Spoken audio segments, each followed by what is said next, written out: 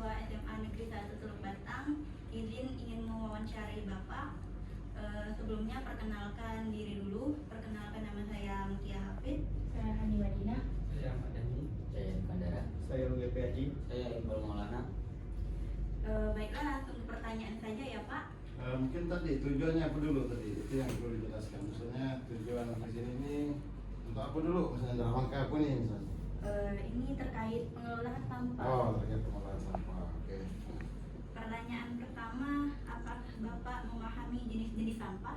Ya, paham. Jadi sampah itu kan dia ada sampah organik, anorganik dan sebagainya, kan? Ya. Paham. Pertanyaan berikutnya, dalam rangkaian kegiatan rumah tangga Bapak, sampah apa yang dihasilkan? Kalau di skala mungkin skala kantor aja ya, di lingkup kita ini, jadi ada beberapa sampah. Kan kebetulan kita juga ada kompleks perumahan. Jadi ada sampah anorganik, misalnya sampah rumah tangga, sayur dan lain sebagainya itu. Kemudian sampah yang apa tadi itu yang anorganik ya, organik dan anorganik itu sampah dari plastik dan lain sebagainya, dari limbah misalnya kayu dan lain sebagainya, itu banyak sebenarnya gitu. Baiklah, terkait sampah organik, di sini sampah sayurnya perkiraan jumlahnya satu hari itu berapa ya Pak? Kalau di sini organik sampah, kebetulan kita ada komplek perumahan tuh ada sekitar 10 rumah pegawai yang ada di sini. Jadi mungkin kisaran sekitar 9 atau 10 kilo per hari kalau sampah sayur ya.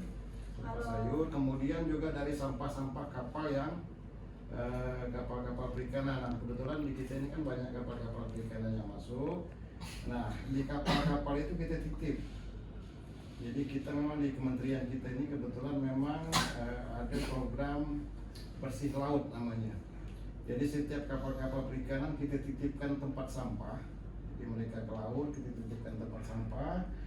Terutama untuk sampah-sampah plastik yang organik tadi itu, mereka jangan buang ke laut.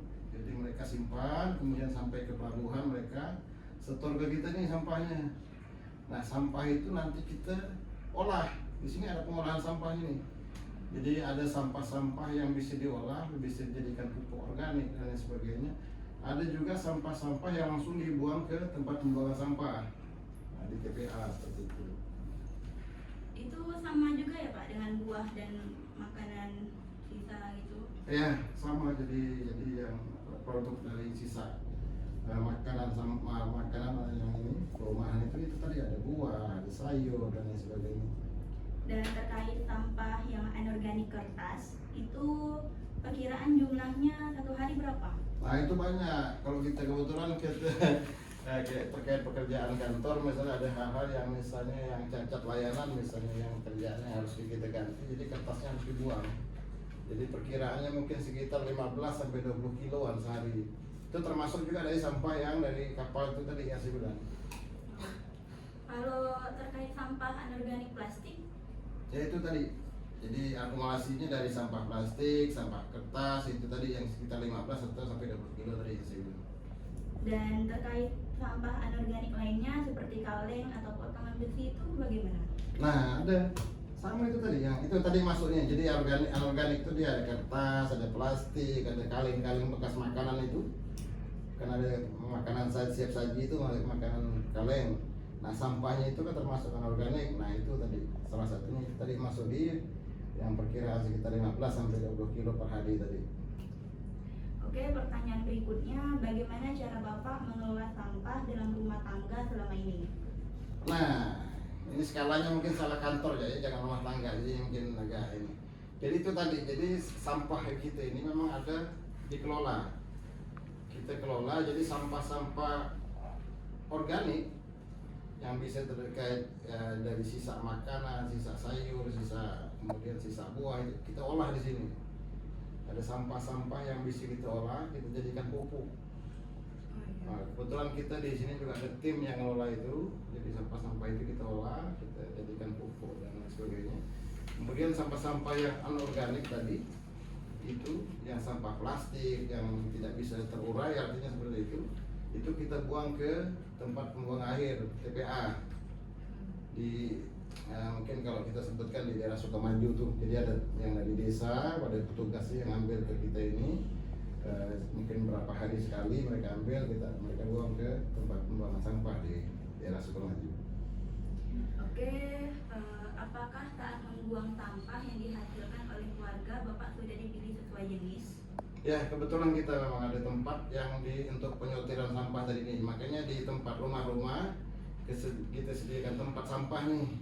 Misalnya sampah organik, sampah anorganik. Jadi mereka sesuaikan. Misalnya sampah yang organik mereka buang sesuai tempatnya. Kemudian anorganik mereka buang sesuai tempatnya. Udah dipisah-pisah. Oke, berikutnya apakah sampah yang dihasilkan keluarga Bapak diangkut tugas kebersihan desa? Ya, betul. Itu tadi yang saya sampaikan. Jadi sekitar 2 hari sekali mereka datang, mereka angkut sampah-sampah yang bisa tidak terurai tadi, maksud saya yang tidak bisa kita olah di sini, mereka buang ke tempat pembuangan sampah. Oke, apakah sampah yang dihasilkan oleh keluarga Bapak dibuang di parit atau sungai? Ya, kalau kita di sini tidak. Jadi memang ada tempat penampungan sampahnya, memang dikelola gitu kalau maksud saya. Berikutnya, apakah sampah yang dihasilkan oleh keluarga Bapak dimusnahkan dan dibakar? Ada sebagian yang dibakar misalnya. Jadi sampah-sampah yang tidak bisa larut, contohnya plastik misalnya. Kemudian ada sampah-sampah yang karet atau apa itu yang tidak bisa larut, tidak bisa terurai, itu ada yang sebagian dibakar.